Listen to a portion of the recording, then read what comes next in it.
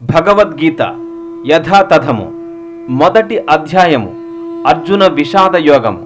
కురుక్షేత్ర సంగ్రామ రంగమున ఉభయ సైన్యములను వీక్షించుట. ధృతరాష్ట్రుడిట్లు పలికెను, ఓ సంజయ, నా కుమారులను పాండురాజు కుమారులను యుద్ధము చేయుగోరువారై పుణ్యక్షేత్రమైన కురుక్షేత్రమున సమకూడిన తర్వాత ఏమి చేసిరి? సంజయుడు పలికెను, పాండు కుమారులచే యుద్ధ నియమ ప్రకారము ఏర్పరపబడిన సైన్యమును చూచి దుర్యోధనుడు గురువైన ద్రోణుని సమీపించి ఇట్లు పలికెను, ఓ ఆచార్య, బుద్ధిమంతుడును నీ శిష్యుడును అయిన ద్రుపద పుత్రునిచే నేర్పుతో రచింపబడిన పాండుపుత్రుల యొక్క గొప్ప సేనను చూడుము. ఇచ్చట ఈ సేనయందు యుద్ధమున భీమార్జునులతో సమానులైన శూరులైన ధనుర్ధరులు పలువురున్నారు. యుయుధానుడు, విరాటుడు, ద్రుపదుడు మున్నగు మహాయోధులు అందు ముఖ్యులు. దృష్టకేతువు, చేకితానుడు, కాశీరాజు, పురుజిత్తు, కుంతిభోజుడు, శైబ్యుడు మున్నగు శూరులైన మహాయోధులు కూడా నున్నారు. పరాక్రమవంతుడైన యుధామన్యుడును, శక్తిమంతుడైన ఉత్తమౌజుడును, సుభద్రా కుమారుడును, ద్రౌపదేయులను అందున్నారు.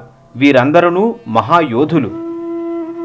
బ్రాహ్మణోత్తమ, నీకు తెలియజేయుట కొరకు నా సేనను నడుపుటకు ప్రధానముగా యోగ్యులైన సేనా నాయకులను గూర్చి ఇప్పుడు నీకు తెలిపెదను.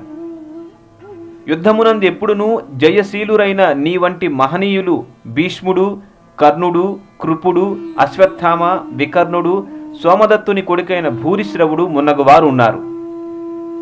నా కొరకు ప్రాణములను విడువ సిద్ధమైన శూరులు ఇంకనూ పలువురు కలరు. వారందరూ వివిధ శస్త్రాస్త్రములతో కూడినవారు, యుద్ధ విద్య యందు ఆరితేరినవారు.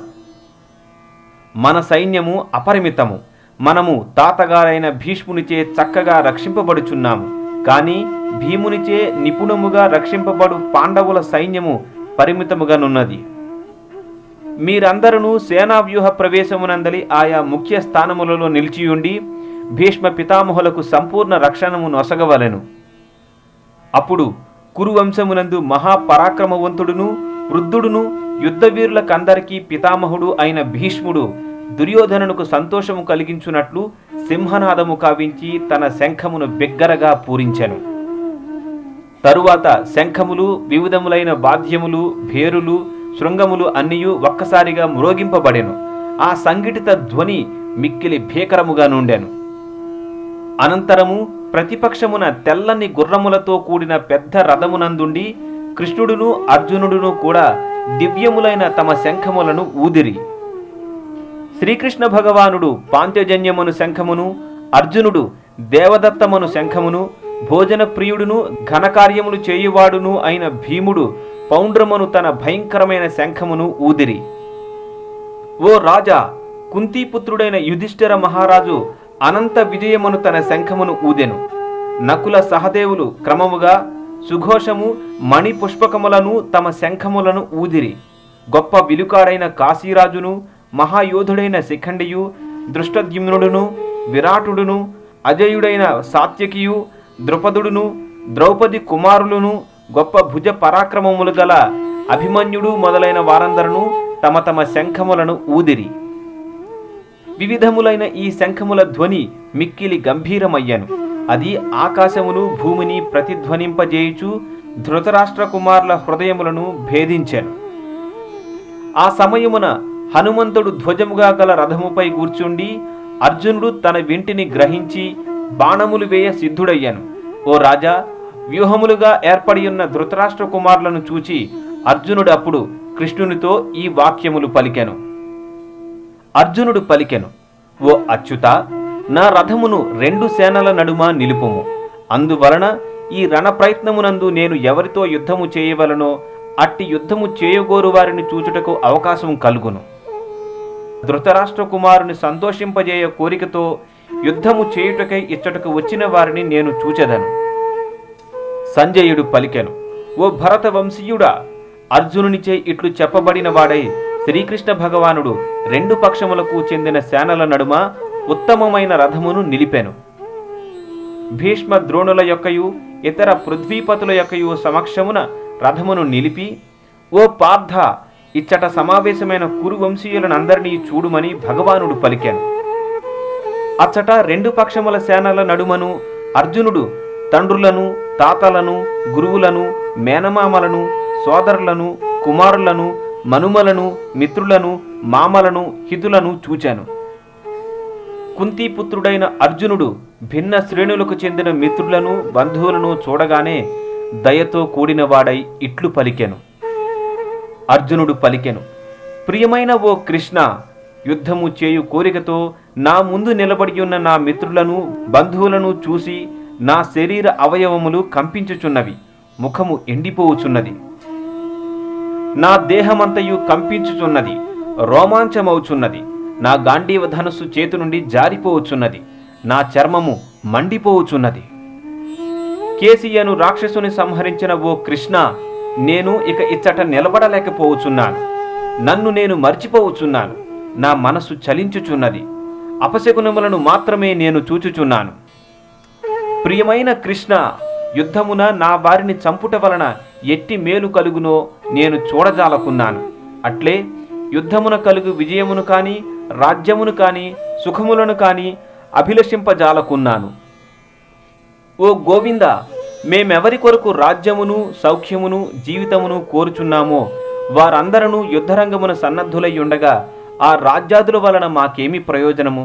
ఓ మధుసూదన, గురువులు, తండ్రులు, కుమారులు, తాతలు, మేనమామలు, మామలు, మనుమలు, బావమరుదులు ఇంకను ఇతర బంధువులందరూ ప్రాణమును, ఆస్తులను విడుచుటకు సంసిద్ధులై నా ఎదుట నిలబడి ఉండగా వారు నన్ను చంపగోరు వారైనప్పటికీ నేను వారిని చంపగోరనేలా? ఓ జనార్దన, కేవలం ఈ భూలోక రాజ్యం అటుండ ముల్లోక రాజ్యాధిపత్యముకైనను నేను వారితో యుద్ధము చేయుటకు సిద్ధపడలేకున్నాను. ధృతరాష్ట్ర కుమారులను చంపుట వలన మేమెట్టి ఆనందమును పొందగలము? ఇట్టి దుర్మార్గులను చంపినచో మాకు పాపము వచ్చును. అందుచే ధృతరాష్ట్రుని కుమారులను, మా మిత్రులను చంపుట మాకు ఉచితము కాదు. లక్ష్మీదేవికి భర్తవైన ఓ కృష్ణ, మా వారిని చంపుట వలన మాకేమీ లాభము? మేమెట్లు సుఖముగా ఉండగలము? ఓ జనార్దన, లోభముచే ఆవరింపబడిన హృదయము గల వీరు వంశమును నిర్మూలించుట వలన కలుగు పాపమును కాని, మిత్రులతో పోరాడుట వలన కలుగు పాపమును కాని చూడజాలకున్నను, వంశము నిర్మూలించుటచే కలుగు దోషమును చూడగల మేము ఇట్టి పాపకార్యములో ఎందుకు నిమగ్నులము కావలను? వంశము నాశనమగుట వలన శాశ్వతమైన వంశాచారములు చెడిపోవును. ఆ విధముగా వంశములో మిగిలి ఉన్నవారు నాస్తికులగుదురు. కుటుంబములో నాస్తికవాదము పెచ్చు పెరిగినచో ఓ కృష్ణ, ఆ కుటుంబములోని స్త్రీలు కులటలగుదురు. స్త్రీలు పతితలైనచో ఓ వృష్టివంశ సంజాతుడా దుష్ట సంతానము కలుగును.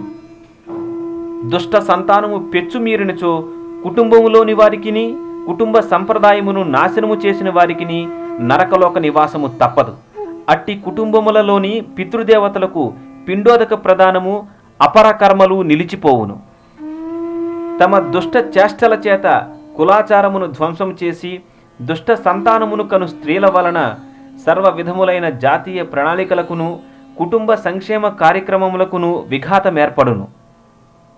ప్రజలను కాపాడుచుండు ఓ కృష్ణ, కులాచారములకు భంగము కలిగించువారు శాశ్వతముగా నరకలోక నివాసులగుదురని పరంపరానుగతముగా నేను వినియున్నాను. ఆహా, ఎంత చిత్రము! పాపకార్యములను చేయుటకు మేము తలపడినాము. రాజ్య భోగముల మీది ఆశతో మా బంధుజనులనే మేము వధింప సంకల్పించితిమి. ఒకవేళ ధృతరాష్ట్రుని పుత్రులు ఆయుధపాణులై వచ్చి నిరాయుధుడను, ఎట్టి ప్రతీకారమును చేయనివాడను అగు నన్ను వధించినచో మరింత మంచిది. సంజయుడు ఇట్లు పలికెను. అర్జునుడు రణరంగములో ఆ విధముగా పలికి తన విల్లును, బాణములను రథము మీద పడవేసి దుఃఖముతో కూడిన మనస్సు కలవాడై ఆసనముపై చతికిలబడెను. 2వ అధ్యాయము. గీతా సారము. సంజయుడు పలికెను. చింతాక్రాంతుడై కనులయందు అశ్రువులను దాల్చి కృపాపూర్ణుడైనట్టి అర్జునుని గాంచిన మధుసూదనుడు ఈ క్రింది వాక్యములను పలికెను. శ్రీకృష్ణ భగవానుడు పలికెను. ఓ అర్జున, నీకీ కల్మషము ఎచ్చటి నుంచి ప్రాప్తించినది? జీవితపు విలువలు నెరిగిన మనుజునకు ఇది అర్హము కానట్టిది. ఇది ఉన్నత లోకములను లభింపజేయదు, పైగా అపకీర్తిని కలిగించును. ఓ పృథకుమార, పతనకారక నపుంసకత్వమునకు లొంగకము. ఇది నీకు తగదు. ఓ పరంతప, ఇట్టి హృదయ దుర్బలతను విడనాడి వెంటనే లెమ్ము. అర్జునుడు పలికెను, ఓ శత్రు సంహార, ఓ మధుసూదన, పూజార్హులైన భీష్మ ద్రోణుల వంటి వారిని నేనెట్లు బాణములతో యుద్ధమునందు ఎదుర్కొనగలను? గురువులైన మహాత్ముల జీవితములను పణముగా పెట్టి జీవించుట కన్నను భిక్షమెత్తి జీవించుట ఈ జగమున ఉత్తమమైనది. ప్రాపంచిక లాభమును కోరుచున్నప్పటికీ వారందరూ పెద్దలే. వారిని వధించినచో మేము అనుభవించు సమస్తమును రక్తపంకిలమగును. వారిని జయించుట ఉత్తమమో లేక వారిచే జయింపబడుట ఉత్తమమో మేము తెలియకున్నాము. ధృతరాష్ట్రుని తనయులను చంపినచో మేమిక జీవించి యుండుట వ్యర్థము. అయినప్పటికీ వారిప్పుడు యుద్ధరంగమున మా ఎదుట నిలిచియున్నారు. కార్పణ్య దోష కారణమున నేనిప్పుడు నా స్వధర్మ విషయమున మోహమును చెంది శాంతిని కోల్పోయితిని. ఏది నాకు ఉత్తమమో నిశ్చయముగా తెలుపుమని నిన్ను నేను అడుగుచున్నాను. నేనిప్పుడు నీకు శిష్యుడను మరియు శరణాగతుడను. దయచేసి నాకు ఉపదేశము కావింపుము. ఇంద్రియములను శోషింపజేయునటువంటి ఈ శోకమును తొలగించుకొను మార్గమును నేను గాంచలేకున్నాను. దేవతల స్వర్గాధిపత్యము వలె సంపత్ సమృద్ధమును మరియు శత్రురహితమును అగు రాజ్యమును ధరిత్రిపై సాధించినను ఈ శోకమును నేను తొలగించుకొన జాలను. సంజయుడు పలికెను. శత్రువులను తప్పింపజేయు అర్జునుడు ఆ విధముగా పలికి పిదప శ్రీకృష్ణునితో, గోవిందా, నేను యుద్ధమును చేయను అని పలికి మౌనము వహించెను. ఓ భరత వంశీయుడా, ఇరుసేనల నడుమ శ్రీకృష్ణుడు నవ్వుచున్న వాని వలె ఆ సమయమున దుఃఖితుడైన అర్జునునితో ఇట్లు పలికెను. పూర్ణ పురుషోత్తముడకు శ్రీకృష్ణ భగవానుడు పలికెను. ప్రజ్ఞను గూడిన పలుకులను పలుకుచునే నీవు దుఃఖింపదగని విషయమును గూర్చి దుఃఖించుచున్నావు. పండితులైన వారు జీవించియున్న వారిని గూర్చిగాని మరణించిన వారిని గూర్చిగాని దుఃఖింపరు. నేను గాని నీవు గాని ఈ రాజులందరూ గాని నిలిచియుండని సమయం ఏదియునూ లేదు. అలాగుననే భవిష్యత్తునందు మనమెవ్వరము ఉండకపోము. దేహధారి దేహమునందు బాల్యము నుండి యవ్వనమునకు, యవ్వనము నుండి ముదుసలి ప్రాయమునకు క్రమముగా చనురీతి మరణానంతరము వేరొక దేహమును పొందును. అట్టి మార్పు విషయమున ధీరుడైన వాడు మోహమును అందడు. ఓ కౌంతేయ, తాత్కాలికములైనట్టి సుఖదుఖముల రాకయు కాలక్రమమున వాటి పోకయు శీత గ్రీష్మకాలముల రాకపోకల వంటివి. ఓ భరతవంశీయుడా, ఇంద్రియ అనుభవము వలన కలుగు అటువంటి ద్వంద్వములను కలతనొందక సహించుటను మనుజుడు నేర్పవలెను. ఓ మానవ శ్రేష్ఠుడా అర్జున, సుఖ దుఃఖములచే కలతనొందక ఆ రెండింటి యందును ధీరుడై నిలుచువాడు నిక్కముగా మోక్షమునకు అర్హుడయ్యుండును. అసత్తైన భౌతిక దేహమునకు ఉనికి లేదనియు మరియు నిత్యమైన ఆత్మ మార్పు లేనిదనియు సత్యద్రష్టలైన వారు నిర్ణయించియున్నారు. ఈ రెండింటి తత్వమును బాగుగా అధ్యయనము చేసి వారి విషయము ధృవీకరించిరి. శరీరమందంతటను వ్యాపించియున్న ఆత్మ నశింపు లేనటువంటిదని నీవు తెలుసుకునుము. అట్టి అవినాశి అయిన ఆత్మను నశింపజేయుటకు ఎవ్వడునూ సమర్థుడు కాడు. అవినాశియును అపరిమితుడును నిత్యుడును అగు జీవుని దేహము తప్పక నశించియే తీరును. కావున ఓ భరత వంశీయుడా, నీవు యుద్ధము చేయుము. జీవుడు చంపువాడని తలచువాడుగాని చంపబడువాడని భావించువాడుగాని జ్ఞానవంతులు కారు. ఏలయన ఆత్మ చంపదు మరియు చంపబడదు. ఆత్మకు ఎన్నడును జన్మగాని మృత్యువుగాని లేదు. అది జన్మింపలేదు, జన్మించదు, జన్మింపబోదు. జన్మరహితమును నిత్యమును శాశ్వతమును పురాతనమును అగు అట్టి ఆత్మ దేహము చంపబడినను చంపబడదు. ఓ పార్థ, ఆత్మ నాశము లేనిదనియు నిత్యమైనదనియు పుట్టుక లేనిదనియు అవ్యయమైనదనియు తెలిసినవాడు ఎవ్వరి నేను ఎట్లు చంపును లేదా చంపించును? మనుజుడు పాత వస్త్రములను త్యజించి నూతన వస్త్రములను ధరించు రీతి ఆత్మ జీర్ణమైన దేహములను త్యజించి నూతన దేహములను పొందుచున్నది. ఆత్మ ఎట్టి ఆయుధముల చేతను ఛేదింపబడదు, అగ్నిచే దహింపబడదు, నీటిచే తడుపబడదు, వాయువుచే శోషింపబడదు. ఆత్మ ఛేదింపబడనటువంటిది మరియు కరుగనటువంటిది. దహింపజేయుటకు గాని శోషింపజేయుటకు గాని అది వీలు కానటువంటిది. అది నిత్యమును సర్వత్రా వ్యాపితమును మార్పు రహితమును అచలమును సనాతనమును అయ్యున్నది. ఆత్మ అవ్యక్తము, అచింత్యము, మార్పురహితమని చెప్పబడినది. ఈ విషయమును తెలిసిన పిమ్మట దేహమును గూర్చి నీవు చింతించరాదు. ఓ మహాబాహో, ఒకవేళ నీవి ఆత్మ ఎల్లప్పుడూ పుట్టుచు మరణించునని తలచినను దుఃఖించుటకు ఎట్టి కారణమూ లేదు. పుట్టిన వానికి మరణము తప్పదు, మరియు మరణము పిదప జన్మము తప్పదు. కావున అనివార్యమైన నీ విద్యుక్త ధర్మ నిర్వహణమునందు నీవు దుఃఖింపరాదు. సృజింపబడిన జీవులందరూ ఆదిలో కనబడక మధ్యలో కనబడి నశించిన పిమ్మట తిరిగి కనబడక యుందురు. అట్టి ఎడ దుఃఖించుటకు అవసరం ఏమి కలదు? కొందరు ఆత్మను అద్భుతమైన దానిగా గాంచుదురు, కొందరు దానిని అద్భుతమైన దానిగా వర్ణింతురు, మరికొందరు దానిని అద్భుతమైన దానిగా శ్రవణము చేయుదురు. ఇంకొందరు శ్రవణము చేసినను దానిని గూర్చి ఏమాత్రము తెలియకుందురు. ఓ భరత వంశీయుడా, దేహమందు వసించు దేహి ఎన్నడును చంపబడడు. కావున ఏ జీవిని గూర్చియు నీవు దుఃఖించుట తగదు. క్షత్రియునిగా స్వధర్మముననుసరించి ధర్మము కొరక యుద్ధము చేయుట కన్నను శ్రేయోదాయకమైనది వేరొక్కటి లేదని నీవెరుగవలెను. కావున సంశయింపవలసిన అవసరమే లేదు. ఓ పార్థ, స్వర్గద్వారములను తెరుచునటువంటి యుద్ధావకాశమును కోరకనే అప్రయత్నముగా పొందునటువంటి క్షత్రియులు సౌఖ్యవంతులు. ఒకవేళ నీవు నీ స్వధర్మమైన యుద్ధమును చేయకుందువేని ధర్మమును అలక్ష్యపరిచినందులకు నిక్కముగా పాపము నొందగలవు. ఆ విధముగా యోధుడవనడి కీర్తిని నీవు పోగొట్టుకుందువు.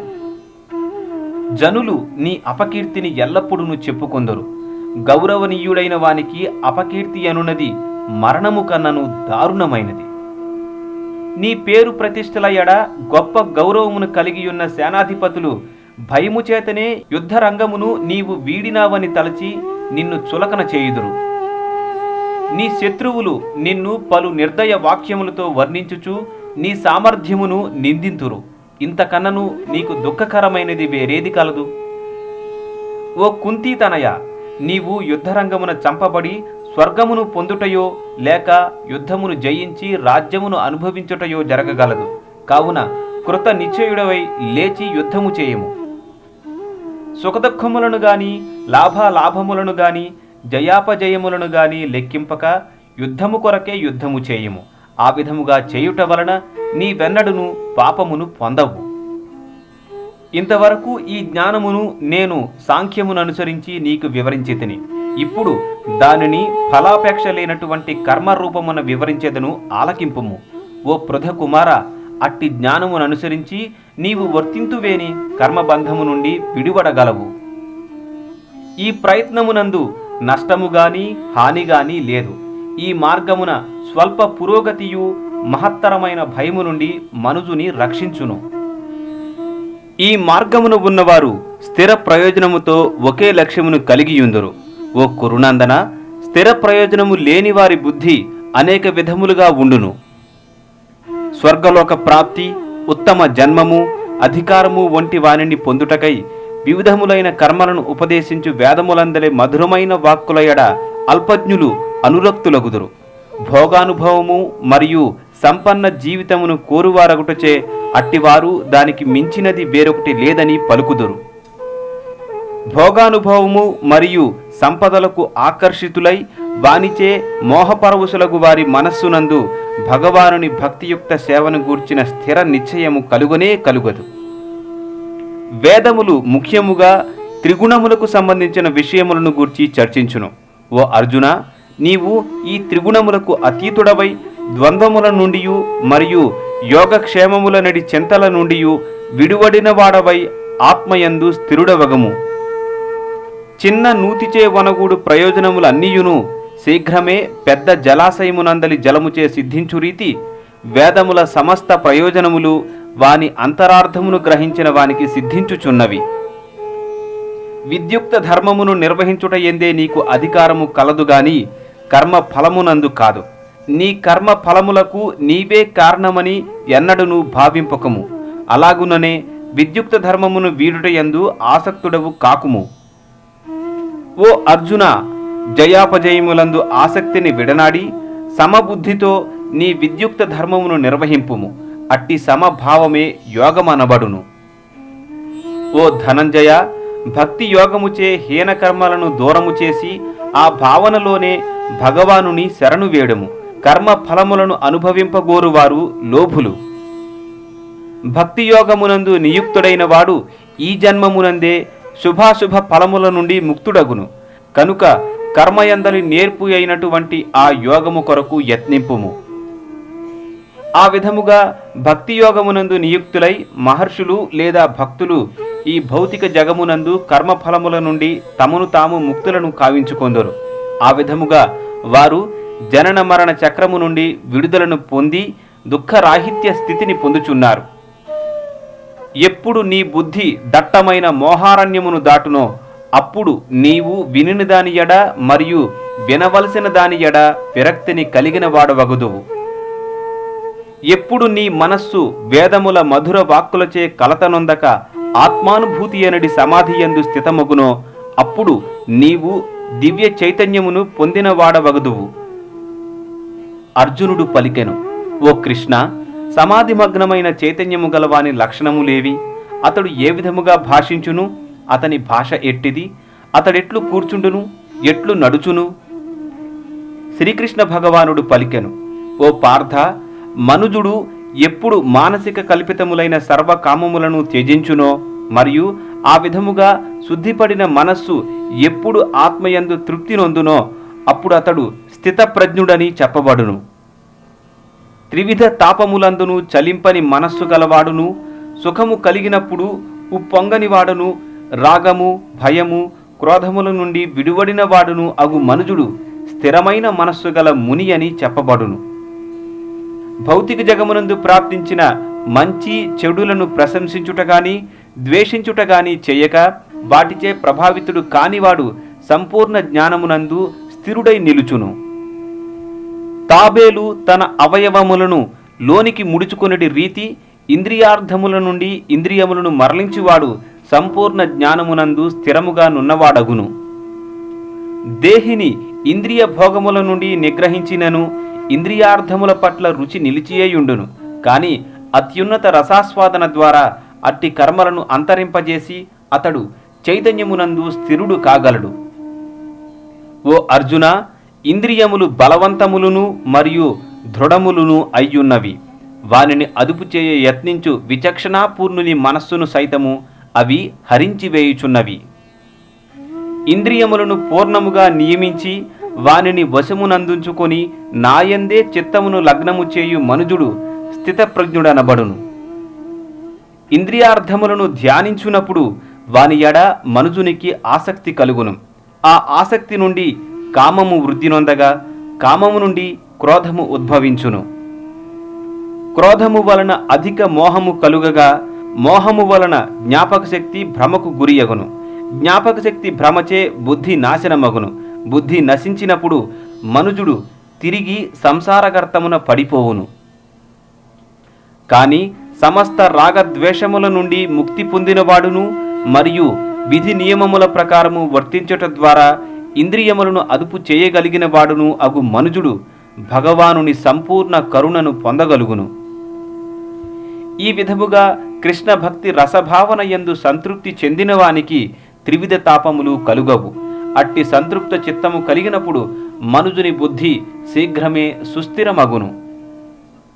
కృష్ణ భక్తి భావన యందు భగవానునితో సంబంధమును పొందనివాడు విశుద్ధ బుద్ధిని గాని స్థిరమైన మనస్సును గాని కలిగి ఉండజాలడు. అవి లేనిదే శాంతిని పొందుటకు ఆస్కారము లేదు. ఇక శాంతి లేనిదే సుఖమెట్లు కలుగును? నీటి యందలి నావను బలమైన వాయువు త్రోసివేయు రీతి మనస్సు దానియందు లగ్నమైనప్పుడు చరించు ఇంద్రియములలో ఒక్కటైనను సరియే మనుజుని బుద్ధిని హరింపగలదు. అందుచే ఓ మహాబాహో, ఎవ్వని ఇంద్రియములు వాని ఇంద్రియార్థముల నుండి నిగ్రహింపబడి ఉండునో అతడు నిశ్చయముగా స్థితప్రజ్ఞుడనబడును. సకల జీవులకు ఏది రాత్రియో అదియే ఆత్మ నిగ్రహము కలవానికి మేల్కొనియుండు సమయము. సర్వజీవులు మేల్కొనియుండు సమయము అంతర్ముఖుడైన మునికి రాత్రి సమయము. సదా పూరింపబడుచున్నను నిశ్చలముగా నుండు సముద్రమునందు నదులు ప్రవేశించు రీతి తన యందు కోరికలు నిరంతరము ప్రవేశించుచున్నను ఆ ప్రవాహముచే కలత నొందనివాడే శాంతిని పొందగలడు. కోరికలను తీర్చుకొన యత్నించువాడు అట్టి శాంతిని పొందజాలడు. ఇంద్రియ భోగానుభవ కోరికలనన్నింటినీ త్యజించి నిష్కామునిగా జీవించుచు మమకారము మరియు మిథ్యాహంకారములను వదిలిపెట్టిన వాడు మాత్రమే నిజమైన శాంతిని పొందగలుగును. ఇదియే ఆధ్యాత్మికమును దివ్యమును అయిన జీవన విధానము. దీనిని పొందిన పిమ్మట మనుజుడు మోహము నొందడు. మరణ సమయమునందును ఆ విధముగా స్థితుడైనట్టివాడు భగవద్రాజ్యమున ప్రవేశింపగలుగును. 3వ అధ్యాయము కర్మయోగము. అర్జునుడు పలికెను, ఓ జనార్దన, కేశవ, కామ్యకర్మము కన్నను బుద్ధియే ప్రశస్తరమని నీవు భావించినచో ఎందులకు నన్ను ఇట్టి ఘోరమైన యుద్ధమునందు నియోగింపగోరుచున్నావు? అనేకార్థములు కలిగిన నీ బోధలచే నా బుద్ధి మోహము నొందినది. కావున నాకు ఏది అత్యంత శ్రేయోదాయకమో దయతో నిశ్చయముగా తెలియజేయము. దేవదేవుడైన శ్రీకృష్ణుడు పలికెను, పాపరహితుడవైన ఓ అర్జున, ఆత్మానుభూతిని పొందగోరు మానవులు 2 రకములని ఇదివరకే నేను వివరించితిని. కొందరు దానిని సాంఖ్యము మరియు తాత్విక కల్పన ద్వారా అవగతము చేసుకొనగోరగా మరికొందరు భక్తియోగము ద్వారా దానిని అర్థము చేసుకొనగోరుదురు. కేవలము కర్మను చేయుకుండుట ద్వారా ఎవ్వరును కర్మఫలము నుండి ముక్తిని పొందలేరు. అలాగుననే కేవలము సన్యాసము ద్వారా ఎవ్వరును సంపూర్ణత్వమును పొందలేరు. ప్రతి మానవుడును భౌతిక ప్రకృతి వలన తాను పొందినటువంటి గుణమును అనుసరించి అవశుడై కర్మయందు ప్రేరేపింపబడును. కావున ఏదియును చేయకుండా క్షణకాలము కూడా ఎవ్వరును ఉండజాలరు. కర్మేంద్రియములను నిగ్రహించినను మనస్సు ఇంద్రియార్థములందు మగ్నమై ఉండువాడు నిశ్చయముగా తనను తాను మోసగించుకొనుచు మిథ్యాచారి అనబడును. అట్లుగాక మనస్సు చేత క్రియాశీలక ఇంద్రియములను నిగ్రహించుటకు యత్నించి సంగత్వము లేనివాడై కర్మయోగమును ఆరంభించు శ్రద్ధావంతుడు అత్యుత్తముడు. నీ విద్యుక్త ధర్మమును నీవు నిర్వర్తింపుము. ఏలయన అది అకర్మ కన్నను ఉత్తమమైనది. కర్మ నొనరింపకుండా దేహ పోషణమును సైతము మనుజుడు చేసుకొనజాలడు. విష్ణువు కొరకై యజ్ఞరూపమున కర్మ నొనరింపవలెను. లేనిచో ఈ భౌతిక జగమున కర్మ బంధకారకము కాగలదు. కావున ఓ కుంతీపుత్ర, నీ విద్యుక్త ధర్మములను ఆతని ప్రీత్యర్థమే కావింపుము. ఆ విధముగా నీవు బంధము నుండి సదా ముక్తుడవై ఉండగలవు. సృష్టి ఆరంభమున సర్వజీవులకు ప్రభువైన భగవానుడు మానవులను మరియు దేవతలను విష్ణు ప్రీత్యర్థమైన యజ్ఞములతో సహా సృష్టించి ఈ యజ్ఞములచే మీరు సౌఖ్యవంతులు కండు. ఏలయన వీని ఆచరణము మీ సుఖజీవనమునకు మరియు ముక్తికి కావలసిన సర్వమును ఒసంగును అని ఆశీర్వదించెను. యజ్ఞములచే సంతృప్తి నొందిన దేవతలు మీకు ప్రియమును గూర్చగలరు. ఆ విధముగా మానవులు మరియు దేవతల నడుమగల పరస్పర సహకారముచే సర్వులకు శ్రేయస్సు కలుగగలదు. వివిధ జీవనావశ్యకములను వనగూర్చు దేవతలు యజ్ఞములచే సంతృప్తి నొంది మీకు కావలసినవన్నీయును ఒసంగుదురు. వాటిని ఆ దేవతలకు అర్పింపకయే తాను అనుభవించువాడు నిక్కముగా చోరుడే యగును. యజ్ఞమును అర్పింపబడిన ఆహారమును స్వీకరించుట వలన భగవద్భక్తులు సర్వ విధములైన పాపముల నుండి ముక్తులగుదురు. తమ ప్రియము కొరకే ఆహారము సిద్ధము చేసుకొనువారు కేవలము పాపమునే భుజింతురు. జీవదేహములన్నీయును వర్షము వలన ఉత్పన్నమైనట్టి ధాన్యముపై ఆధారపడి జీవించును. వర్షములు యజ్ఞముచే కలుగగా విహిత కర్మము నుండి యజ్ఞము ఉద్భవించుచున్నది. నియమిత కర్మలు వేదములందు నిర్దేశింపబడగా అట్టి వేదములు దేవదేవుని నుండి ప్రత్యక్షముగా ప్రకటింపబడినవి. అందుచే సర్వవ్యాపకమైన పరబ్రహ్మము యజ్ఞకర్మలందు నిత్యముగా ప్రతిష్ఠితమయ్యుండును. ఓ అర్జున, ఈ విధముగా వేదములచే నిర్ణయింపబడిన యజ్ఞచక్రమును జీవితమున అనుసరింపనివాడు నిక్కముగా పాప జీవనుడగును. కేవలము ఇంద్రియ తృప్తి కొరకే జీవించుచు అట్టివాడు నిరర్ధకముగా జీవనమును గడుపును. కాని ఆత్మానుభవ పూర్ణమైన జీవితముతో ఆత్మయందే ఆనందమును గునుచు ఆత్మయందే తృప్తుడై పరిపూర్ణ సంతుష్టిని పొందినవానికి చేయవలసిన కర్మమేమియునూ లేదు. ఆత్మానుభవమును పొందిన మనుజుడు తన విద్యుక్త ధర్మ నిర్వహణము ద్వారా పొందవలసిన ప్రయోజనమేదియునూ ఉండదు. అయినను అట్టి కర్మను నిర్వర్తింపకపోవుటకు కారణముగాని ఇతర జీవులపై ఆధారపడవలసిన అవసరముగాని అతనికి ఉండదు. కనుక ప్రతి ఒక్కరూ కర్మ ఫలముల యందు ఆసక్తిని గొనక తన విధి అని భావించుచు కర్మల యందు వర్తించవలెను. ఏలయనగా అసంగత్వముతో కర్మనొనరించుట ద్వారా మనుజుడు పరమును పొందగలడు. జనక మహారాజు వంటి రాజులు కేవలము విద్యుక్త ధర్మములను నిర్వర్తించుట ద్వారానే సంపూర్ణత్వమును పొందిరి. కావున జన సామాన్యమునకు బోధించు నిమిత్తమై తప్పక నీవు కర్మను చేయుము. మహనీయుడైన వ్యక్తి ఎట్టి కార్యములను చేయునో వానిని సామాన్య జనులు అనుసరింతురు. తన ఆదర్శప్రాయ కర్మము ద్వారా దేనిని అతడు ప్రమాణముగా నిర్ణయించునో దానినే లోకమంతయు అనుసరించును. ఓ పార్థ, నాకు నిర్దేశింపబడిన కర్మము ముల్లోకములలో ఏదియునూ లేదు. నేను కోరునది కాని పొందవలసినది కాని ఏదియునూ లేకున్నను విహిత కర్మలయందు నేను నియుక్తుడనయ్యున్నాను. ఓ పార్థ, ఒకవేళ నేను విద్యుక్త ధర్మములను శ్రద్ధగా నిర్వహింపనిచో మనుజులు తప్పక నా మార్గమునే అనుసరింతురు. విద్యుక్త ధర్మములను నేను నిర్వహింపనిచో లోకములన్నీయును నాశమును పొందగలవు. అవాంఛనీయ ప్రజాబాహుల్యమునకు నేనే కారణుడనై తద్వారా సర్వజీవుల శాంతిని నష్టపరిచిన వాడనగుదును.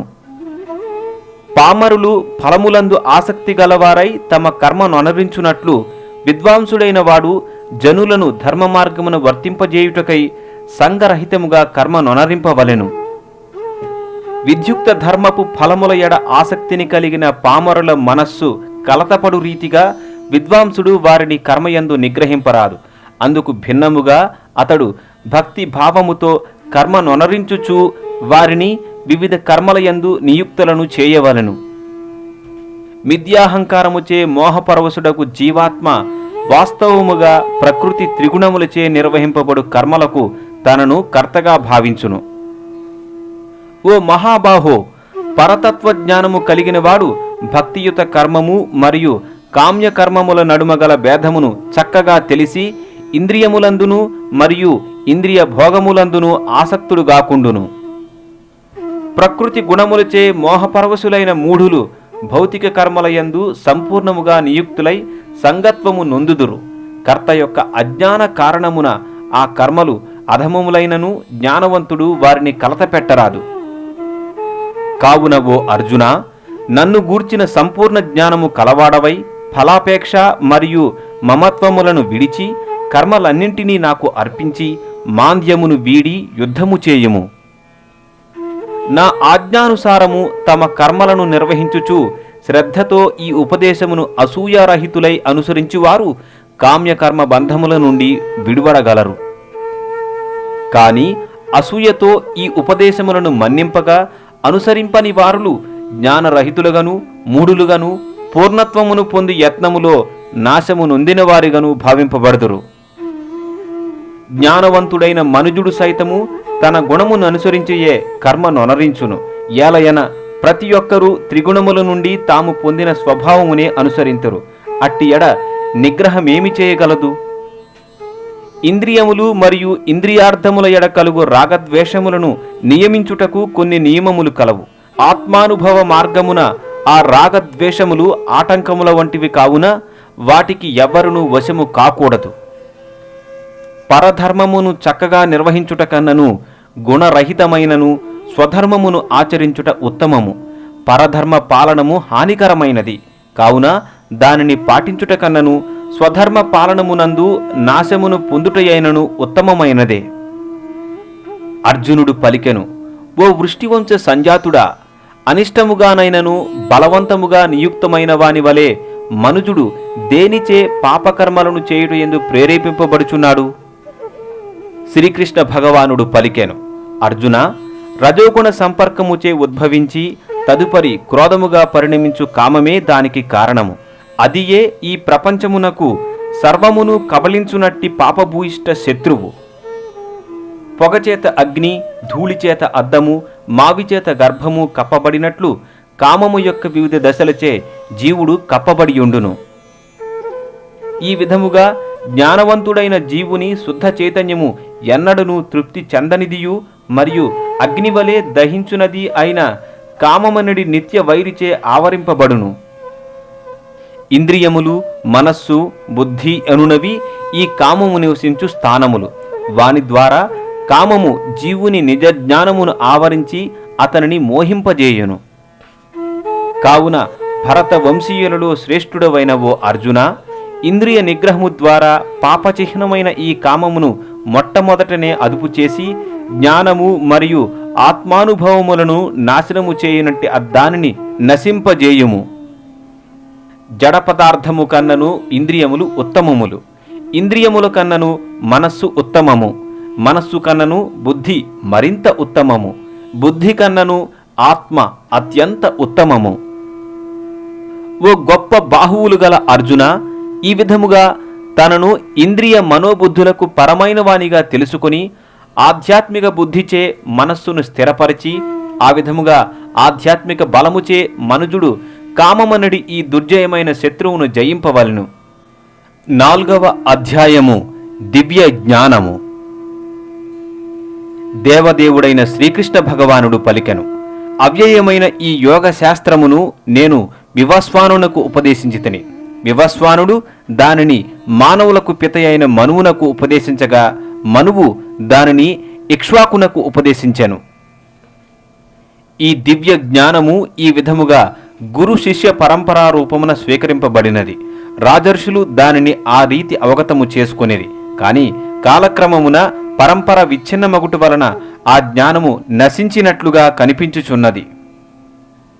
నీవు నా భక్తుడవు మరియు స్నేహితుడవు కావున ఈ శాస్త్రపు ఉత్తమమైన రహస్యమును అర్థము చేసుకొనగలవని భగవానునితో గల సంబంధమును తెలియజేయు పురాతన శాస్త్రమును నేడు నీకు తెలుపుచున్నాను. అర్జునుడు పలికెను, సూర్యదేవుడైన వివస్వానుడు జన్మచే నీకన్నను పూర్వుడు. అట్టి ఎడ ఆదిలో నీవీ జ్ఞానమును అతనికి ఉపదేశించితివనుట నేనెట్లు అర్థము చేసుకొనగలను? దేవదేవుడైన శ్రీకృష్ణుడు పలికెను, ఓ పరంతప, నీకును మరియు నాకును పలు జన్మములు గడిచినవి, కాని నాకు అవన్నీయును జ్ఞప్తియందున్నవి. కాని నీవు వానిని జ్ఞప్తియందు ఉంచుకొన జాలవు. జన్మ లేనివాడనైనను నా దివ్య దేహము ఎన్నడను నశింపనిదైనను సకల జీవులకు ప్రభువైనను ఆది అయిన దివ్య రూపముతో నేను ప్రతి యుగమునందును అవతరింతును. ఓ భరత వంశీయుడా, ఎప్పుడెప్పుడు మరియు ఎచ్చటెచ్చట ధర్మమునకు హాని కలుగునో మరియు అధర్మము వృద్ధి నొందునో ఆ సమయమున నేను అవతరింతును. సాధువులను రక్షించుటకు, దుర్మార్గులను నశింపజేయుటకు మరియు ధర్మమును పునఃస్థాపించుటకు ప్రతి యుగమునందును నేను అవతరించుచుందును. ఓ అర్జున, నా జన్మము మరియు కర్మల దివ్యత్వము నెరిగినవాడు శరీర త్యాగము పిమ్మట తిరిగి ఈ భౌతిక జగమున జన్మింపక నా శాశ్వతమైన ధామమునే పొందగలడు. రాగము, భయము, క్రోధము నుండి విడువడి నా యందు సంపూర్ణముగా మగ్నులై నాకు శరణుజొచ్చిన కారణముగా పూర్వము పలువురు నా యొక్క జ్ఞానముచే పవిత్రులై నా దివ్య ప్రేమను పొందగలిగిరి. ఎవరు ఏ విధముగా నన్ను శరణు వీడెదరో వారిని ఆ విధముగా నేను అనుగ్రహింతును. ఓ పార్థ, ప్రతి ఒక్కరూ అన్ని విధములా నా మార్గమునే అనుసరింతురు. లోకమున జనులు కామ్యకర్మల యందు జయమును గోరు కారణముగా దేవతలను పూజింతురు. ఈ జగమునందు వారు కామ్యకర్మలకు శీఘ్రముగా ఫలములను పొందుచున్నారు. ప్రకృతి త్రిగుణములు మరియు తత్సంబంధిత కర్మలను అనుసరించి మానవ సంఘమునందలి చాతుర్వర్ణ్యములు నాచే సృష్టింపబడినవి. ఈ విధానమునకు నేనే కర్తనైనను అవ్యయుడనగుటచే అకర్తగానే నన్ను నీవు తెలుసుకొనుము. నన్ను ఏ కర్మయు ప్రభావితము చేయజాలదు. నేను ఎట్టి కర్మఫలములను ఆశింపను. నన్ను గూర్చిన ఈ సత్యము నెరిగినవాడు సైతము కర్మఫలములచే బంధింపబడడు. పూర్వకాలమున ముక్త పురుషులందరూ నా దివ్యత్వపు ఈ అవగాహనతోనే కర్మలను ఒనరించియుండిరి. కావున నీవు కూడా వారిని అనుసరించుచు నీ కర్మను ఒనరింపుము. కర్మ ఎనగానేమో మరియు అకర్మ ఎనగానేమో నిర్ణయించుటయందు బుద్ధిమంతులు సైతము భ్రాంతి నొంది ఉన్నారు. కనుక కర్మ ఎనగానేమో ఇప్పుడు నేను వివరింతును. దానిని తెలుసుకుని నీవు అన్ని అశుభముల నుండి ముక్తుడవు కాగలవు. కర్మగతులను అవగాహన చేసుకొనుట అత్యంత కష్టము. కనుక కర్మయననేమో వికర్మయననేమో అకర్మయననేమో ప్రతి ఒక్కరూ చక్కగా ఎరుగవలెను. కర్మయందు అకర్మను మరియు అకర్మయందు కర్మను గాంచువాడు మనుజులలో బుద్ధిమంతుడైనవాడు. అట్టివాడు అన్ని రకముల కర్మలయందు నియుక్తుడైనను దివ్య స్థితి ఎందున్నవాడే యగును. ఎవని ప్రతి కర్మయు భోగవాంఛారహితముగా నుండునో అతడు సంపూర్ణ జ్ఞానము కలిగినట్టివాడు.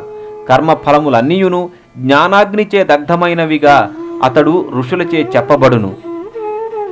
కర్మఫలముల ఎడ ఆసక్తిని విడిచి నిత్య తృప్తుడును నిరాశ్రయుడును అయ్యుండెడివాడు అన్ని రకములకు కర్మలయందు నియుక్తుడైనను కామ్యకర్మలు చేయనివాడే యగును. అట్టి అవగాహనము కలిగిన మనుజుడు నియమిత మనోబుద్ధులచే తనకున్న వానిపై సౌమ్యభావనను విడిచి కేవలము జీవనావసరముల కొరకే కర్మనొనరించును. ఆ విధముగా వర్తించుచూ అతడు పాప ఫలములచే ప్రభావితుడు కాకుండును. యాదృచ్ఛికముగా లభించిన దానితో సంతుష్టుడగు వాడును, ద్వంద్వాతీతుడును, అసూయ లేనివాడును, జయాపజయములందు స్థిరుడైయుండివాడును అగు మనుజుడు కర్మలను వనరించుచున్నను ఎన్నడును బంధితుడు కాడు.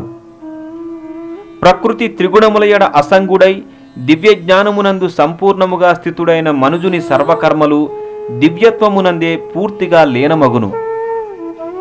కృష్ణభక్తి రసభావనయందు సంపూర్ణముగా నిమగ్నుడైన మనుజుడు భగవద్ధామమును తప్పక పొంది తీరును. స్వీకరించున్నది మరియు అర్పింపబడున్నది అను రెండును బ్రహ్మమే అయినటువంటి ఆధ్యాత్మిక కర్మలయందు అతడు తత్పరుడయ్యుండుటయే అందులకు కారణము. కొందరు యోగులు వివిధ యజ్ఞముల ద్వారా దేవతలను లెస్సగా పూజింతురు. మరికొందరు పరబ్రహ్మమనడి అగ్నియందు హోమమును చేయుదురు. కొందరు నిష్ట కలిగిన బ్రహ్మచారులు శ్రవణాది కార్యములను మరియు ఇంద్రియములను మనోనిగ్రహమనడి అగ్నియందు హోమము చేయగా, మరికొందరు నియమితులైన గృహస్థులు ఇంద్రియార్థములను ఇంద్రియములనడి అగ్నియందు అర్పింతురు.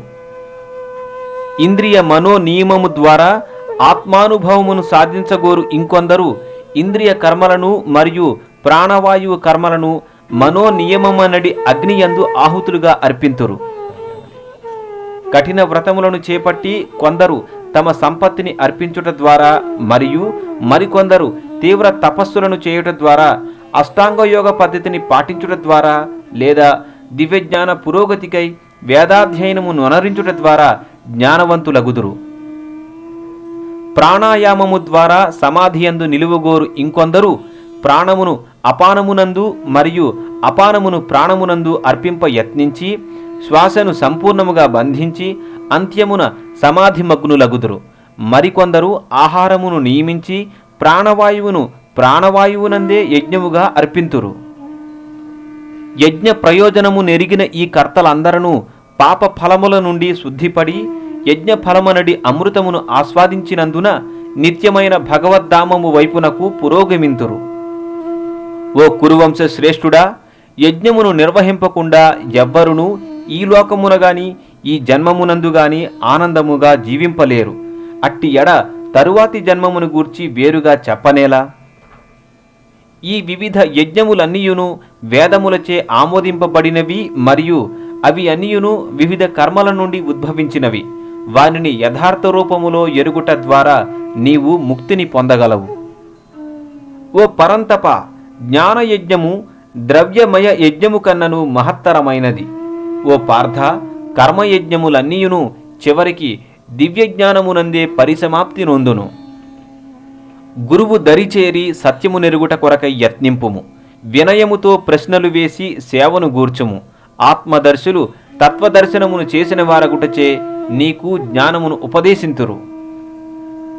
ఆత్మదర్శి అయిన మహాత్ముని నుండి నిజమైన జ్ఞానమును పొందినప్పుడు ఆ జ్ఞానముచే సమస్త జీవులు పరమాత్ముని అంశలని అనగా నాకు సంబంధించిన వారిని గాంచగలుగుటచే నీవు తిరిగి ఎన్నడును ఇట్టి మోహమునకు గురికావు.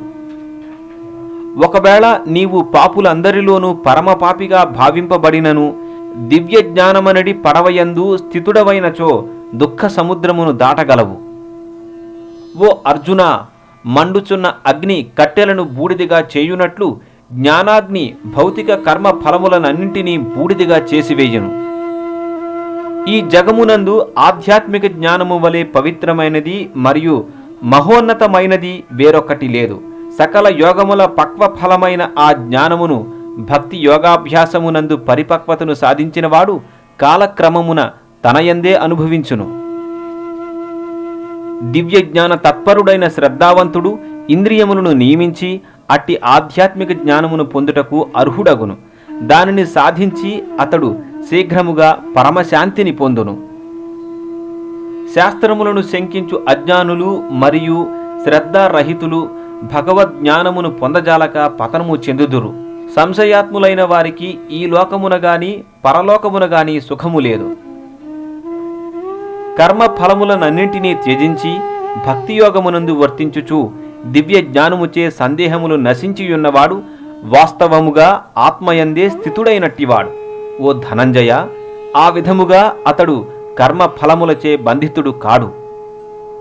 కావున అజ్ఞానము వలన హృదయమునందు కలిగిన సంశయములను జ్ఞాన ఖడ్గముచే ఛేదించి వేయము. ఓ భారత, యోగ సమన్వితుడవై యుద్ధము చేయుటకు లెమ్ము. 5వ అధ్యాయము కర్మయోగము, కృష్ణభక్తి రసభావిత కర్మ. అర్జునుడు ఇట్లు పలికెరు: ఓ కృష్ణ, తొలుత నన్ను కర్మత్యాగము చేయమని చెప్పి తిరిగి భక్తియుత కర్మను ఉపదేశించుచున్నావు. ఈ రెండింటిలో ఏది ఎక్కువ శ్రేయోదాయకమో దయతో నాకు నిశ్చయముగా తెలియజేయుము. శ్రీకృష్ణ భగవానుడు సమాధానమొసగెను: కర్మ పరిత్యాగము మరియు భక్తితో కూడిన కర్మము రెండును ముక్తికి శ్రేయోదాయకములే. కాని ఆ రెండింటిలో కర్మ పరిత్యాగము కన్నను భక్తియుత కర్మము ఉత్తమమైనది. కర్మ ఫలములను ద్వేషించుటగాని కోరుటగాని చెయ్యనివాడు నిత్య సన్యాసిగా తెలియబడును. ఓ మహాబాహుడవైన అర్జున, ద్వంద్వముల నుండి విడివడియుండు అట్టివాడు లౌకిక బంధములను సులభముగా దాటి సంపూర్ణముగా ముక్తుడు కాగలడు. కేవలము అజ్ఞానులే భక్తియోగమును భౌతిక జగత్తు యొక్క విశ్లేషణాత్మక అధ్యయనమునకు భిన్నమైనదిగా పలుకుదురు. కాని ఆ రెండు మార్గములలో ఏ ఒక్కదానిని సమగ్రముగా అనుసరించినను రెండింటి ఫలములను మనుజుడు పొందగలడని పండితులు చెప్పుదురు. సాంఖ్యము ద్వారా పొందబడు స్థానమును భక్తియోగము ద్వారాను పొందవచ్చునని ఎరిగి తత్కారణముగా భక్తియోగము మరియు సాంఖ్యములను ఏకస్థాయిలో నున్నవానిగా గాంచువాడు యథార్థ దృష్టి కలిగిన వాడగును. భక్తియుత సేవయందు నియుక్తుడు కాకుండా కేవలము కర్మలను త్యజించుట ద్వారా ఎవరునూ సుఖమును పొందలేరు. కాని భక్తియోగమునందు నియుక్తుడైన మననశీలుడు పరబ్రహ్మమును శీఘ్రముగా పొందగలడు. భక్తియోగముతో కర్మనొనరించువాడును విశుద్ధాత్ముడును ఇంద్రియ మనస్సులను జయించినవాడును అగు మనుజుడు సర్వులకు ప్రియుడైయుండును. సర్వుల ఎడ అతడు ప్రియమును కలిగియుండును. అట్టివాడు సదా కర్మలను ఆచరించుచున్నను ఎన్నడును బద్ధుడు కాడు. దివ్య చైతన్యయుక్తుడైన వాడు చూచుట, వినుట, తాకుట, వాసన జూచుట, భుజించుట, కదలుట, నిద్రించుట, శ్వాసించుట వంటివి చేయుచున్నను తాను వాస్తవముగా ఏదియును చేయనట్లుగా ఎరిగియుండును. ఏలయన మాట్లాడునప్పుడు, గ్రహించునప్పుడు, విసర్జించునప్పుడు, కనులు తెరుచుట లేదా మూయుట జరుగునప్పుడు ఆయా ఇంద్రియములు ఇంద్రియార్థములలో వర్తించుచున్నవని మరియు తాను వాని నుండి దూరముగా నుంటిననియు అతడు సదా ఎరిగియుండును. ఫలములనన్నింటినీ భగవానునకు అర్పించి సంగత్వము లేకుండా తన ధర్మమును నిర్వహించువాడు తామరాకు నీటిచే అంటబడనట్లుగా పాపకర్మలచే ప్రభావితుడు కాడు. యోగులైన వారు సంగత్వమును విడిచి ఆత్మశుద్ధి అను ప్రయోజనము కొరకు మాత్రమే దేహము తోడను, మనస్సు తోడను, బుద్ధి తోడను మరియు ఇంద్రియముల తోడను కర్మనొనరింతురు. స్థిరమైన భక్తిని కలిగినవాడు సర్వకర్మ ఫలములను నాకు అర్పించుటచే నిర్మలమైన శాంతిని పొందును.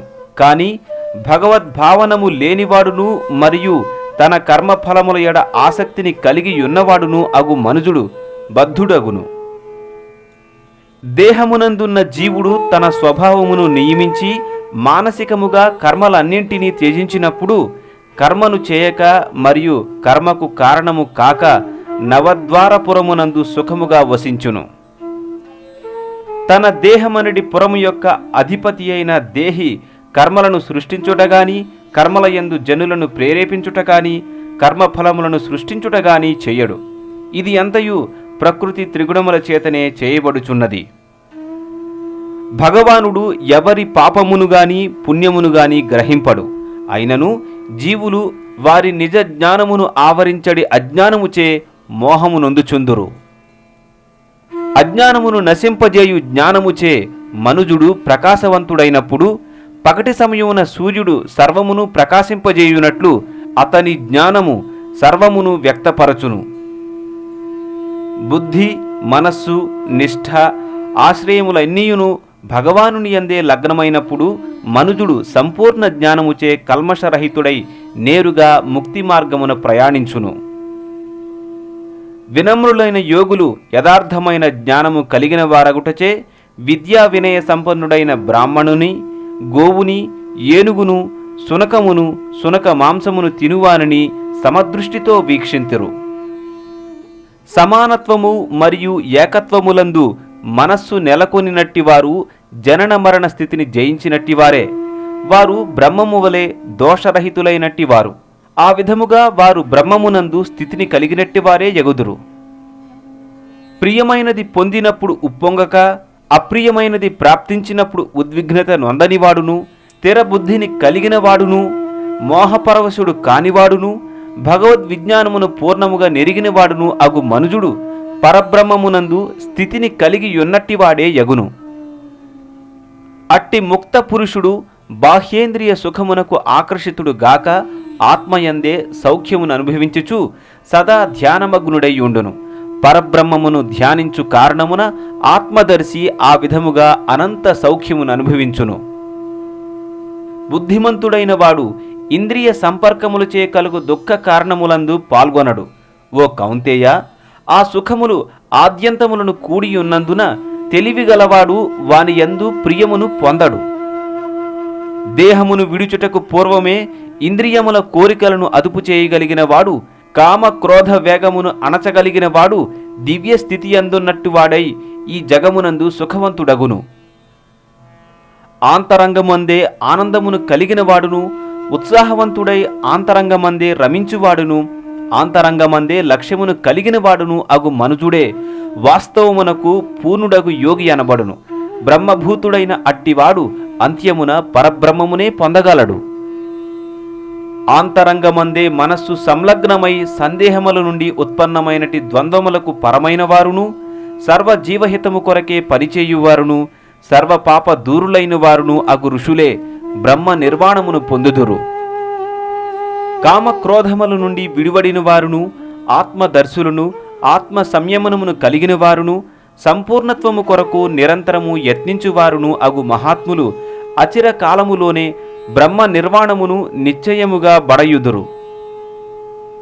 బాహ్యేంద్రియార్థములన్నింటినీ త్యజించి దృష్టిని భ్రూమధ్యమున నిలిపి ప్రాణాపాన వాయువులను నాసికయందే సమములుగా చేసి తద్వారా మనస్సును, బుద్ధిని, ఇంద్రియములను అదుపుచేయునట్టి మోక్షవాంఛితుడు కోరిక, భయము, కోపముల నుండి ముక్తుడగును. అట్టి స్థితిలో సదా నిలిచియుండువాడు నిక్కముగా ముక్తిని పొందగలడు. నా సంపూర్ణ భావన యందున్నవాడు నన్ను సర్వయజ్ఞములకు, తపస్సులకు చరమభోక్తగను, సకల లోకములకు, దేవతలకు ప్రభువుగను, సకల జీవులకు లాభమును గూర్చువానిగను మరియు శ్రేయోభిలాషిగను తెలుసుకుని భౌతిక దుఃఖముల నుండి విడివడి పరమశాంతిని పొందును. 6వ అధ్యాయము ధ్యాన యోగము. శ్రీకృష్ణ భగవానుడు పలికెను, కర్మ ఫలముల ఎడ ఆసక్తిని గొనక చేయవలసిన కార్యములను నిర్వహించువాడే సన్యాసి కాగలడు. అతడే నిజమైన యోగి. అంతియేగాని కేవలము అగ్నిని రగిలింపక మరియు కర్మలను చేయక యుండెడివాడు యోగి కాజాలడు. ఏది సన్యాసమని పిలువబడునో దానిని యోగమనియు నీవు తెలుసుకొనుము. ఓ పాండుకుమారా, ఇంద్రియ ప్రీతి కోరికను త్యాగము చేయనిదే ఎవ్వడును యోగి కాజాలడు. అష్టాంగ యోగ పద్ధతి యందు ఆరంభ స్థితిలోనున్న యోగికి కర్మము సాధనముగా చెప్పబడగా, యోగమునందు సిద్ధిని పొందిన వారికి భౌతిక కర్మల విరమణ సాధనముగా చెప్పబడినది. విషయ కోరికలనన్నింటినీ విడిచి ఇంద్రియ ప్రీతి కొరకు వర్తించుట కాని, కామ్యకర్మలందు నియుక్తుడగుట కాని చేయని మనుజుడు యోగారూఢుడని చెప్పబడును. ప్రతి ఒక్కడు తన మనస్సు యొక్క సహాయముచే తనను తాను ఉద్ధరించుకొనవలనే గాని అధోగతి పాలు చేసుకొనరాదు. బద్ధజీవునికి మనస్సనున్నది మిత్రుడును అలాగుననే శత్రువును అయ్యున్నది. మనస్సును జయించిన వానికి మనస్సే ఉత్తమ మిత్రుడు, కాని అట్లు చేయలేని వానికి అతని మనస్సే గొప్ప శత్రువుగా వర్తించును. మనస్సును జయించిన వాడు శాంతిని పొందియుండుటచే పరమాత్మను చేరినట్టి వాడే యగును. అట్టి మనుజునకు సుఖదుఖములు, శీతోష్ణములు, మానవమానములు అన్నియును సమానములే అయ్యున్నవి. మనుజుడు తాను పొందినటువంటి జ్ఞాన విజ్ఞానములచే సంపూర్ణముగా సంతృప్తి చెందినప్పుడు ఆత్మానుభవమునందు స్థితిని పొందినట్టివాడై యోగి అనబడును. అట్టివాడు ఆధ్యాత్మిక స్థితి యందు నెలకొని ఆత్మ నిగ్రహమును కలిగియుండును. అతడు గొలకరాళ్లనైనను రాళ్లనైనను లేదా బంగారమునైనను సమానముగా గాంచును. శ్రేయోభిలాషులను, ప్రియమైన మిత్రులను, తటస్థులను, మధ్యవర్తులను, ద్వేషించువార్లను, శత్రుమిత్రులను, పాప పుణ్యులను సమబుద్ధితో చూచువాడు మరింత పురోభివృద్ధి చెందినవానిగా పరిగణింపబడును. యోగి అయినవాడు తన దేహమును, మనస్సును, ఆత్మను సదా భగవానుని సంబంధములోనే నియుక్తము చేసి ఒంటరిగా ఏకాంత స్థలమునందు నివసించుచు సావధానముగా మనస్సును నియమింపవలను. అతడు కోరికల నుండి మరియు సమస్తమును కలిగి ఉండవలనను భావన నుండి ముక్తుడై ఉండవలను. యోగాభ్యాసము కొరకు యోగి ఏకాంత స్థలమునకేగి నేలపై కుశగ్రాసమును పరచి దానిని జింక చర్మము మరియు వస్త్రముతో కప్పవలెను. అట్టి ఆసనము అతి ఎత్తుగాను లేదా అతి క్రిందుగాను ఉండక పవిత్ర స్థానములో ఏర్పాటు కావలెను. పిదప అతడు దానిపై స్థిరముగా కూర్చొండి ఇంద్రియ మనోకర్మలను నియమించి మనస్సును ఏకాగ్రపరిచి హృదయ శుద్ధి కొరకు యోగమునభ్యసించవలెను. శరీరమును, మెడను, శిరమును చక్కగా సమముగా నిలిపి దృష్టిని నాసికాగ్రముపై కేంద్రీకరింపవలెను. ఆ విధముగా కలతో నందనటువంటి నియమిత మనస్సుతో భయమును వీడి బ్రహ్మచర్యమును పాటించుచు యోగి అయిన వాడు నన్నే హృదయమునందు ధ్యానించుచు నన్నే జీవిత పరమగతిగా చేసుకొనవలెను.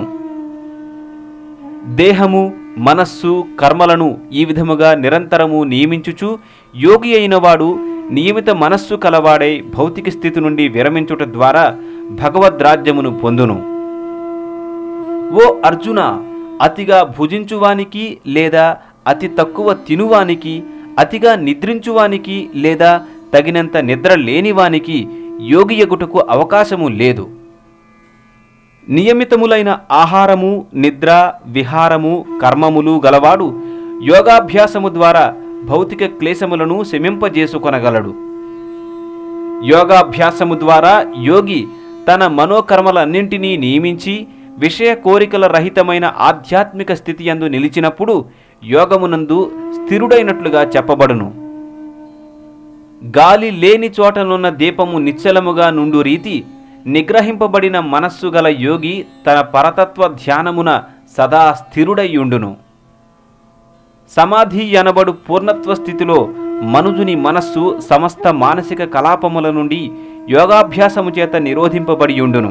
శుద్ధమైన మనస్సుతో ఆత్మను వీక్షింపగలుగుట మరియు ఆత్మయందే ఆనందమును సుఖమును అనుభవింపగలుగుట యను విషయమున మనుజుని సమర్థతను బట్టి అట్టి పూర్ణత్వ స్థితిని నిర్ధారింపవచ్చును. అట్టి ఆనందమయ స్థితిలో పవిత్రమైన ఇంద్రియముల ద్వారా అనుభవమునకు వచ్చు అపరిమిత దివ్యానందములో మనుజుడు స్థితిని పొందియుండును. ఆ విధముగా స్థితుడైన అతడు సత్యము నుండి వైదొలగక దానికి మించిన వేరొక అధిక లాభము లేదని భావించును. అట్టి స్థితిలో నిలిచినవాడు గొప్ప కష్టమునందైనను చలింపకయుండును. భౌతిక సంపర్కముచే ఉత్పన్నమగు సమస్త దుఃఖముల నుండి వాస్తవమైన ముక్తి ఇదియే.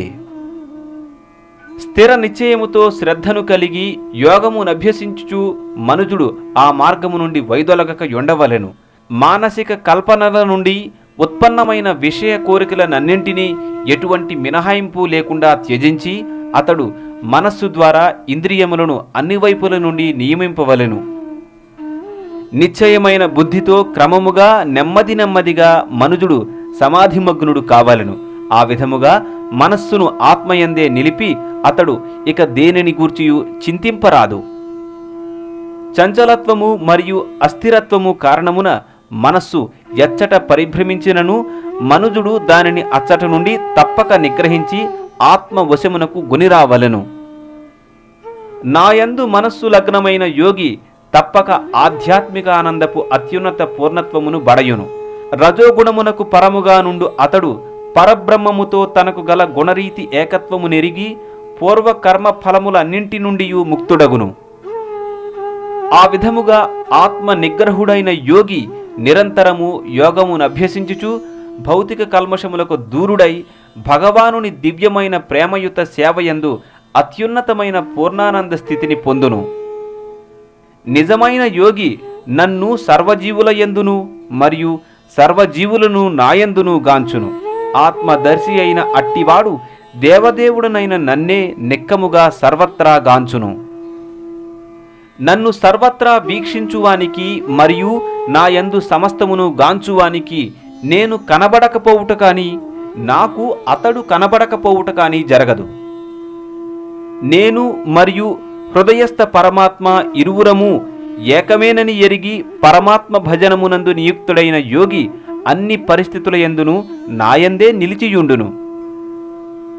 ఓ అర్జున, ఎవడు తనతో పోల్చుకుని సమస్త జీవులను వాటి సుఖదుఖములందు సమముగా గాంచునో అతడే ఉత్తమ యోగి అనబడును. అర్జునుడు పలికెను, ఓ మధుసూదన, మనస్సు చంచలమును మరియు అస్థిరమును అయ్యున్నందున నీవు సంగ్రహముగా తెలిపినటువంటి యోగ పద్ధతి ఆచరణకు అసాధ్యమైనదిగను మరియు వార్వరానిదిగను నాకు తోచుచున్నది. ఓ కృష్ణ, మనస్సు చంచలమును కల్లోలపూర్ణమును దృఢమును మిగుల బలవత్తరమును అయ్యున్నది. దీనిని నిగ్రహించుట వాయువును నిగ్రహించుట కన్నను కష్టతరమని నేను భావించుచున్నాను. శ్రీకృష్ణ భగవానుడు పలికెను, ఓ గొప్ప భుజములు కలిగిన కుంతీపుత్ర, చంచలమైన మనస్సును నిగ్రహించుట నిస్సందేహముగా మిగుల కష్టతరమైనను దానిని తగిన అభ్యాసము మరియు వైరాగ్యములచే సాధింపవచ్చును. మనస్సు నిగ్రహింపబడనివానికి ఆత్మానుభవము అతి కష్టకార్యము. కానీ మనోనిగ్రహము కలిగి తగిన పద్ధతుల ద్వారా యత్నించువానికి జయము తప్పక సిద్ధించును. ఇది నా అభిప్రాయము. అర్జునుడు పలికెను, ఓ కృష్ణ, తొలుత ఆత్మానుభవ విధానమును శ్రద్ధతో అనుసరించి పిదప లౌకిక భావన కారణముగా దానిని త్యజించి యోగమునందు పూర్ణత్వమును పొందలేని విఫల యోగి గమ్యమెట్టిది. ఓ మహాబాహో శ్రీకృష్ణ, ఆధ్యాత్మిక మార్గము నుండి వైదొలగి అట్టి మనుజుడు ఆధ్యాత్మిక జయమును మరియు లౌకిక జయమును రెండింటినీ పొందినవాడై ఎచ్చోటను స్థానము లేకుండా గాలిచే చెదిరిన మేఘము వలె నశింపడా? ఓ కృష్ణ, నా ఈ సందేహమును సంపూర్ణముగా తొలగించుమని నిన్ను వేడుచున్నాను. నీవు తప్ప ఈ సందేహమును నివారించువారు వేరెవ్వరునూ లేరు. శ్రీకృష్ణ భగవానుడు పలికెను, ఓ పార్థ, శుభకార్యముల యందు నియుక్తుడైన వాడు ఈ లోకమున గాని పరలోకమున గాని వినాశనమును పొందడు. మిత్రమా, మంచి చేయువాడెన్నడునూ చెడుచే పరాజితుడు కాడు. యోగభ్రష్టుడైన వాడు పుణ్యజీవులు వసించి పుణ్యలోకములందు అనేక సంవత్సరములు సుఖములను అనుభవించిన పిదప పవిత్ర కుటుంబమున గాని లేదా శ్రీమంతుల గృహమున గాని జన్మించును. లేదా దీర్ఘకాల యోగాభ్యాసము పిమ్మటయు కృతకృత్యుడు కానిచో అతడు జ్ఞానవంతులైన యోగుల ఎంట జన్మమునందును. కాని ఈ జగములో అట్టి జన్మము నిశ్చయముగా అరుదుగా నుండును. ఓ కురునందన, అట్టి జన్మను పొందిన పిమ్మట అతడు గత జన్మపు దివ్య చైతన్యమును పునరుద్ధరించుకుని పూర్ణ విజయమును సాధించుటకు తిరిగి యత్నము కావించును. పూర్వజన్మపు దివ్య చైతన్య కారణముగా అతడు కోరకనే అప్రయత్నముగా యోగము వైపునకు ఆకర్షితుడగును. జిజ్ఞాసువైన అట్టి యోగి శాస్త్రములందు తెలుపబడిన కర్మ నియమములకు సదా అతీతుడయ్యుండును. యోగి అయినవాడు తపస్వి కన్నను, జ్ఞాని కన్నను, కామ్యకర్మ రతుని కన్నను అధికుడైనట్టివాడు. కనుక ఓ అర్జున, అన్ని పరిస్థితుల యందును నీవు యోగివి కమ్ము. అత్యంత శ్రద్ధతో నా భావన యందే సదా నిలిచియుండువాడును, నన్నే తనయందు సదా స్మరించువాడును, మరియు నాకు దివ్యమైన ప్రేమయుత సేవను వనరించువాడును అగు యోగి యోగులందరికనను అత్యంత సన్నిహితముగా నాతో యోగమునందు కూడినట్టివాడై ఉన్నాడు. సర్వులలో అతడే అత్యున్నతుడు. ఇదియే నా అభిప్రాయము.